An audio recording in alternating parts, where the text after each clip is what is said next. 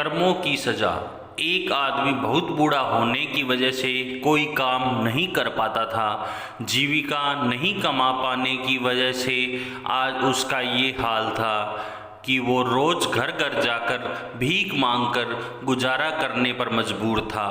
वह भिखारी रोज़ एक दरवाजे पे जाता और भीख के लिए आवाज़ लगाता, और जब घर का मालिक बाहर आता तो उसे गंदी गंदी गालियाँ और ताने देता। वह बोलता, मर जाओ, काम क्यों नहीं करते, जीवन भर भीख मांगते रहोगे क्या?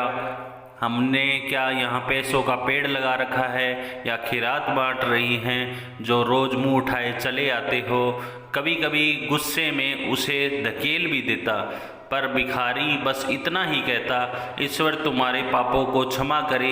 एक दिन सेठ बड़े गुस्से में था, शायद व्यापार में घाटा हुआ था। वो भिखारी उसी वक्त भीख मांगने आ गया। सेठ ने आओ देखा न ताओ सीधा उस पे पत्थर दे मारा। भिखारी के सर से खून बहने लगा। फिर भी उसने सेठ से कहा, ईश्वर तुम्हारे पापों को क्षमा करे, और वहाँ से जाने लगा। सेठ का थोड़ा गुस्सा कम हुआ तो वह सोचने लगा, मैंने उसे पत्थर से भी मारा पर उसने बस दुआ ही दी, इसके पीछे क्या रहस्य है? ज़रूर इसकी लाइफ में कुछ तो घटना हुई है, जानना पड़ेगा। इतना सोच सेठ भिखारी के पीछे चलने लगा। भिखारी जहाँ भी जाता सेठ उसके पीछे जाता। कहीं कोई उस भिखारी को कोई भीख दे देता तो कोई उसे मारता, जलील करता, गालियाँ देता। पर भिखारी इतना ही कहता, ईश्वर तुम्हारे पापों को क्षमा करे।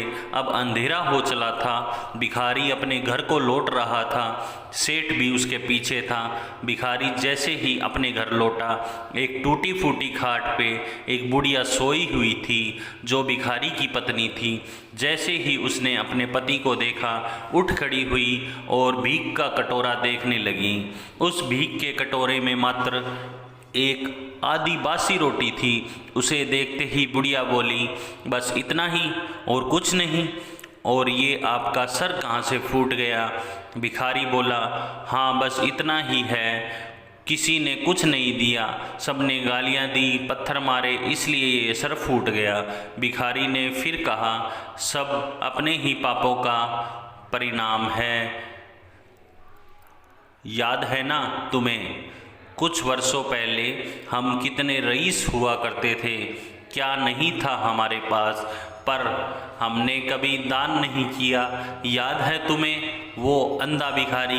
बुढ़िया की आंखों में आंसू आ गए और उसने कहा, हाँ, कैसे हम उस अंधे भिखारी का मजाक उड़ाते थे, कैसे उसे रोटियों की जगह खाली कागज़ रख देते थे, कैसे हम उसे जलील करते थे, कैसे हम उसे कभी कभी मार और धकेल देते थे।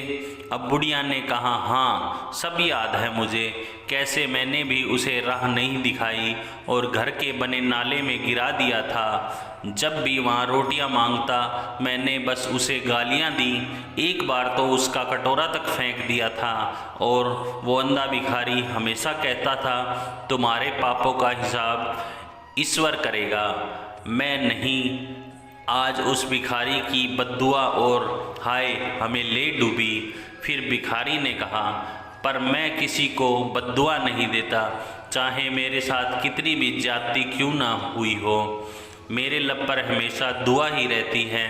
मैं अब नहीं चाहता कि कोई और इतने बुरे दिन देखे। मेरे साथ अन्याय करने वालों को भी मैं दुआ देता हूँ, क्योंकि उनको मालूम ही नहीं वो क्या पाप कर रहे हैं, जो सीधा ईश्वर देख रहा है। जैसे हमने भुगती है कोई और ना भुगते, इसलिए मेरे दिल से बस अपना हाल देख दुआ ही निकलती है। सेठ चुपके चुपके सब सुन रहा था। उसे अब सारी बात समझ आ गई थी। बुढ़े बुढ़िया ने आधी रोटी को दोनों मिलकर खाया और प्रभु की महिमा है बोलकर सो गए। अगले दिन वह भिखारी भीख मांगने सेठ के यहाँ गया। सेठ ने पहले से ही रोटियां निकाल के रखी थी। उसने भिखारी को दी और हल्की सी मुस्कान भरे स्वर में कहा, माफ़ करना बाबा, गलती हो गई। भिखारी ने कहा, ईश्वर तुम्हारा भला करे, और वो वहाँ से चला गया। सेठ को एक बात समझ आ गई थी, इंसान तो बस दुआ बद्दुआ देते हैं, पर पूरी तो वो ईश्वर ही करता है, वो भी कर्मों के हिसाब से।